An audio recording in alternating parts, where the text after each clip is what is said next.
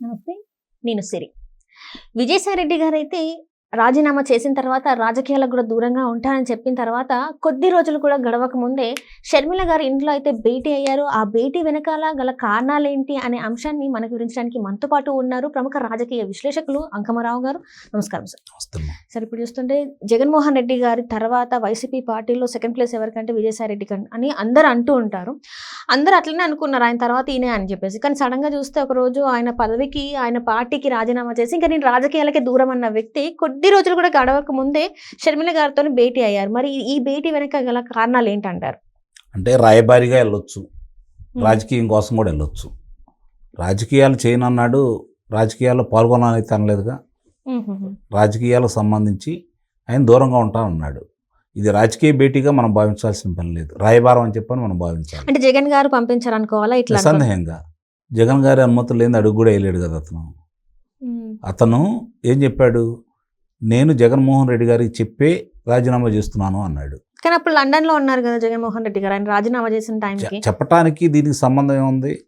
అంటే ఇప్పుడు అందరి డౌట్ ఏంటంటే ఆయన ఉన్నప్పుడు ఇలాంటి నిర్ణయాలు తీసుకోవచ్చు కదా, ఎందుకు ఆయన అక్కడికి వెళ్ళిన తర్వాత అప్పుడు చెప్పి చేయడం ఏంటి అనేది కూడా కొంత డౌట్ అయితే. రాజకీయ వ్యూహంలో భాగంగానే చేశారని భావించాలి. ఎందుకంటే 3.5 సంవత్సరాలు ఇంకా పదవి ఉన్నా కూడా అతను రాజీనామా చేశాడు.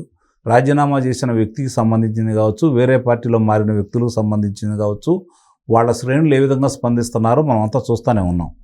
మరి విజయసాయిరెడ్డి రాజీనామా చేస్తే కనీసం ఎవరు స్పందించలేదు కదా, ఆయన మీద దాడి చేయలేదు కదా. జగన్మోహన్ రెడ్డి గారు చెప్పారు కదా, సరే వద్దన్నారు, ఆయన వద్దన్నారు, పరిశీలించమన్నాడు. ఇంకా వాళ్ళు ఆమోదించలేదుగా, అతను రాజీనామాను వాళ్ళైతే ఆమోదించలేదుగా. రాజ్యసభ సభ్యత్వానికి మాత్రమే రాజ్యసభ చైర్మన్ గారు ఆమోదించారు, పార్టీ ఇంకా ఆమోదించలేదుగా, ఆమోదించినట్టు చెప్పలేదు కదా. ఆమోదించినట్టు చెప్పనంత వరకు వాడు ఆ పార్టీ సభ్యుడి కింద లెక్కేసుకోవాలి కదా మనం. ఆమోదించిన తర్వాత కనుక వేరే వాళ్ళ దగ్గరికి వెళ్తే దాని గురించి మాట్లాడుకోవాలా. ఇంకా ఆమోదించలేదు కదా వాళ్ళు, అంటే ఇంకా ఆ పార్టీ సభ్యుడు హోదాలోనే కొనసాగుతా ఉన్నారు. షర్మిల గారింటికి వెళ్ళారని మీరు అంటున్నారు. నిస్సందేహంగా అందుట్లో ఎలాంటి సందేహం కూడా ఏం లేదు. అంటే ఇలాంటి రాయబారం పంపించి ఉండే అవకాశం ఉందంటారు సార్? రాయబారమా, హెచ్చరిక, పైరాళ్ళు ఏది చెప్తే చేస్తాడు. అది రాయబారంలో కోసం వెళ్ళాడా లేకపోతే హెచ్చరిక కోసం వెళ్ళాడా అనేది చూసుకోవాలి మనం ఇప్పుడు. లేదంటే ఇట్లా జరిగిందా అందరితో మాట్లాడినట్టు నేను పార్టీ అధిష్టానం చెబితేనే మాట్లాడాను, అంతేగాని నా సొంత అభిప్రాయాలు ఏమి లేవు, నాకు వ్యక్తిగతంగా ఎవరితోటి వైరం లేదని చెప్పుకుంటా వచ్చాడు కదా. అదేవిధంగా ఆ అమ్మాయితో చెప్పుకోవడానికి వెళ్ళాడా? ఆ అమ్మాయితో చెప్పుకోవడానికి వెళ్తే 3 గంటల సమయం ఎందుకు వెచ్చించాల్సి వచ్చింది?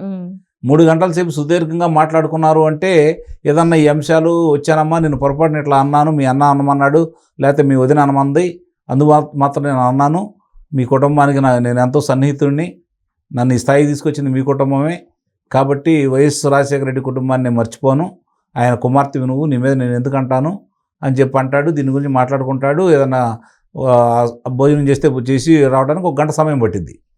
3 గంటల సమయం వెచ్చించారు అంటే నిస్సందేహంగా రాజకీయాలకు సంబంధించింది కావచ్చు, సుదీర్ఘంగా సాగిందంటే ఏదో అక్కడ మెలిక అనేది ఉంది. అంటే ఇక్కడ ఇంకొక డౌట్ కూడా వస్తుంది సార్. అంటే రాజశేఖర రెడ్డి గారి వారసులుగా ఏదైనా బల నిరూపణ చేసుకోవాలంటే జగన్మోహన్ రెడ్డి సైడ్ ఏమీ లేదు, అంతా ఉంది కూడా వైఎస్ షర్మిల సైడే, కాబట్టి అట్నుంచి ఇక్కడ రాజీనామా చేసి ఇక్కడ మళ్ళీ స్టార్ట్ చేద్దామని. వైఎస్ షర్మిల దగ్గర ఇప్పుడు అంటే రాజశేఖర గారు పోటీ చేసింది, ఓడిపోయింది, వాళ్ళకి 5% ఓట్లు కూడా రాలేదు, వీళ్ళకి ఇంకా 39% ఓట్లు ఉన్నాయి. ఎట్లా భావిస్తారు వాళ్ళు? అంటే ఇప్పటివరకు కాంగ్రెస్ అనేది అంటే అంటే విభజిత ఆంధ్రప్రదేశ్ అయిన తర్వాత కాంగ్రెస్ కి అక్కడ లేని ప్లేస్ లో కానీ ఎంతో కొంత ఓట్ బ్యాంక్ ఎంతో కొంత అండి. ఒక ఎక్కడ పంచాయతీ సర్పంచ్ ఉన్నారా, లేకపోతే ఎంపీటీసీ సభ్యుడు ఉన్నారా, జడ్పీటీసీ సభ్యులు ఉన్నారా, మండలాధ్యక్షుడు ఉన్నారా, జిల్లా పరిషత్ చైర్మన్ ఉన్నారా, మున్సిపల్ కౌన్సిలర్లు ఉన్నారా, మున్సిపల్ చైర్మన్ ఉన్నాడా, కార్పొరేటర్ ఉన్నాడా, కార్పొరేషన్ చైర్మన్ ఉన్నాడా, లేకపోతే శాసనసభ్యుడు ఉన్నాడా, శాసనమండలి సభ్యుడు ఉన్నాడా, లోక్సభ సభ్యుడు ఉన్నాడా, రాజ్యసభ సభ్యుడు ఉన్నారా, ఎవరున్నారని మనం మాట్లాడుకోవాలి. వాళ్ళ గురించి ఎంత శాతం ఉంది ఇప్పుడు వాళ్ళ గురించి కాంగ్రెస్కి? దానికోసం ఎందుకు వెళ్తారు? 39% రామారామి 39% చిల్లర, 40% ఉంది ఇప్పటికి జగన్మోహన్ రెడ్డికి అని చెప్పని గణాంకాలు కనపడతానే ఉన్నాయి కదా. మరి ఇప్పుడు నిజంగానే మళ్ళీ వీళ్ళు ఏదన్నా తలపడ్డప్పుడు, అప్పుడు ఏదన్నా వాళ్ళు వీళ్ళకంటే ఆధిక్యంలో ఉన్నప్పుడు అప్పుడు వాళ్ళ బలం పెరిగిందని భావిస్తారు. అప్పుడే ఏమైంది అంటే వీళ్ళు రాజీనామా చేసిన వాళ్ళందరూ కాంగ్రెస్ పార్టీలోకి వెళ్ళట్లేదు కదా. పని ఇతను వెళ్ళాడా? వెళ్ళలేదు కదా. కాంగ్రెస్ పార్టీలోకి ఎవరు వెళ్ళట్లేదు. వాళ్ళందరూ కూడా భారతీయ జనతా పార్టీ, జనసేన, తెలుగుదేశం పార్టీ అని చెప్పిన ఆ పంచనే చేరుతున్నారు. ఇంకా ఏ విధంగా బలపడింది కాంగ్రెస్ అనుకుంటాడు? ఆ భావం అసలు ఎందుకు వచ్చింది? చెప్పుకోవడానికో కాసేపు ప్రచారం చేసుకోవడానికో పనికి వచ్చిద్దే తప్ప కేంద్రంలో 50 స్థానాల నుంచి 99 స్థానాలకి ఎగబాకారు వాళ్ళు. అదొకటే. రేపు పొద్దున కూటమి అధికారంలోకి వచ్చింది అనుకోండి, వాళ్ళ కూటమి, అప్పుడు కూడా వెళ్తారు. వాళ్ళు ఏం కాదనే మనుషులు అయితే కాదుగా. ఎందుకంటే వచ్చేవాళ్ళని చేర్చుకుంటూనే ఉంటారుగా. ఏ రాజకీయ పార్టీని చూస్తూనే ఉన్నాం. కత్తులు దూసుకుంటున్నారు, బాంబులు వేసుకుంటున్నారు, తిట్టుకుంటున్నారు, కొట్టుకుంటున్నారు, చంపుకుంటున్నారు. మళ్ళీ ఆ కుటుంబాలే పార్టీలో కలిసిపోతానే ఉన్నాయి కదా. కాబట్టి పార్టీలకి సిద్ధాంతాలు లేవు, నాయకులకి సిద్ధాంతాలు లేవు. సో ఏ పార్టీ వాళ్ళు ఎంత తిట్టుకున్నా కూడా తర్వాత అధికారం ఎటు సైడ్ ఉంటే అటు సైడ్ జంప్ అయిపోతారు. ప్రజలే పిచ్చాళ్ళు, ప్రజలే అమాయకులు, వాళ్ళంతా ఒకటే.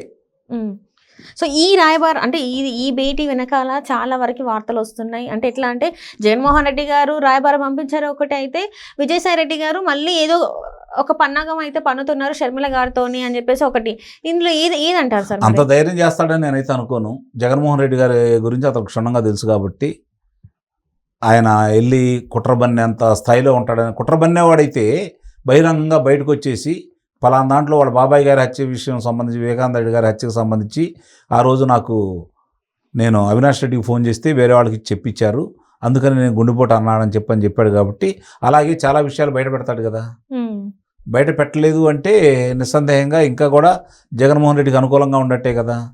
అంటే అసలు ముందు ఆ పార్టీ నుంచి వాళ్ళు ఆమోదం చెప్పలేదు కదా రాజీనామాని. Right sir. అట్లానే చూసుకుంటే ఇప్పుడు మరి షర్మిల గారిని ఏదైతే ఇప్పుడు ఆస్తి గొడవలు జరుగుతున్నాయో వాటి నుంచి ఇంక ఇక్కడికి ఇది ఆపేద్దామని చెప్పేసి దీనికి ఒక ఎండ్ కార్డ్ పడేద్దామని చెప్పేసి సాయిరెడ్డితోని పంపించారనుకోవచ్చా సార్? రాయబారం జరుగుతుందని అయితే నేనైతే భావించట్లా. వాళ్ళ ఆ స్థాయిలోకి వెళ్ళిపోయారు ఇద్దరు కూడా. ఈమె ఆస్తి ఇవ్వడానికి జగన్మోహన్ రెడ్డి ఒప్పుకోవట్లేదు, భారతీ రెడ్డి ఒప్పుకోవట్లేదు. దాంట్లో ఎలాంటి సందేహం కూడా ఏమి లేదు. ఇవేమో న్యాయ పోరాటం అని చెప్పని చేస్తూ ఉంది. ఓ పక్క సునీత పోరాటం చేస్తానే ఉంది. అయినా సరే ఈ పరిగణలో తీసుకోవట్లేదు వాళ్ళు. వాళ్ళ పని వాళ్ళు చేసుకుంటానే ఉన్నారు. సయోధ్య కుదిరే పరిస్థితి అయితే కనపట్టలేదు. ఈ సందర్భంగా వెళ్ళి మాట్లాడాడు అంటే వదులుకోమని చెప్పడమో బెదిరించడానికి వెళ్ళి ఉంటాడు. దానికోసం అంతే మరి నిస్సందేహంగా. విందు భోజనం అన్నారు కదా సార్. విందు భోజనం తప్పదు కదా. అదే నేను అన్నాను, కొట్టుకున్నా తిట్టుకున్నా కలిసిపోతున్నట్టే. దాని గురించి మాట్లాడుకున్నప్పుడు వచ్చినప్పుడు సుదీర్ఘంగా జరుగుతుంది కాబట్టి భోంచేసి రావచ్చు ఆలస్యం అయిన తర్వాత. దానికి దీనికి సంబంధం లేదు కదా. అతను రాలేదు కదా, ప్రత్యర్థి కాదు కదా, ఎవరో తరపున వచ్చాడు కాబట్టి అతనితోటి మాట్లాడతారు. అంటే ఇక్కడ చూస్తుంటే వీళ్ళ మధ్యన ఏదైతే ఉందో అది చల్లార్చే విధంగా కాకుండా అట్నుంచి ఒక హెచ్చరిక వచ్చింది, రాయబారం కాదు హెచ్చరిక వచ్చిందని అనుకోవాలి. మామూలుగా రాయబారం అంటే ఇదిగో నీకు ఇది ఇస్తామంటే రాయబారం, నువ్వు ఇట్లా నష్టపోయావు నా వల్ల నీకు ఇది ఇస్తా అంటే రాయబారం. అసలు ఏమీ మీ చేతన ఏం చేసుకోండి అని చెప్పని న్యాయస్థానానికి వెళ్ళిన తర్వాత అక్కడ రాయబారాలు ఏముంటాయి, హెచ్చరికలే ఉంటాయి. ఖచ్చితంగా ఇది హెచ్చరిక లాగా భావించాలి. హెచ్చరిక భేటీ అని అనాలి, అందుట్లో అనుమానమే లేదు. Right sir, right. Thank you so much.